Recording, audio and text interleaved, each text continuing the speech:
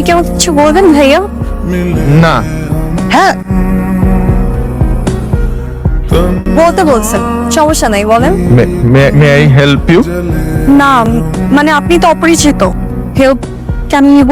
আমি তো লোকাল বাসের কোনো অপরিচিত যাত্রী না যে আমার দেওয়া কোনো খাবার খাওয়া যাবে না, হেল্প নেওয়া যাবে না। আমি ইউনিভার্সিটির স্টুডেন্ট।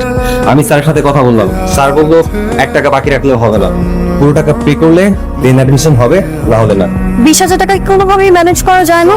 আচ্ছা দেখি কি করা যায়। আচ্ছা আমি কি কোনো হেল্প করতে পারি? কিন্তু টাকাটা ব্যাক দিতে হবে কবে? কোনো প্রেশার নাই, যেদিন পারবে সেদিন। আসলে আমি আমার একটা ফ্রেন্ডকে হেল্প করে বিপদে পড়ে গেছি। বিবিএতে অ্যাডমিশনের জন্য বাসা থেকে 60,000 টাকা নেই। আমার একটা ফ্রেন্ডের মা অসুস্থ, তাই 2 দিনের জন্য 20,000 টাকা দেয়। গতকালকে টাকা দেওয়ার কথা ছিল, হঠাৎ ওর আজকে ফোন অফ, আর আজকেই অ্যাডমিশনের লাস্ট ডে।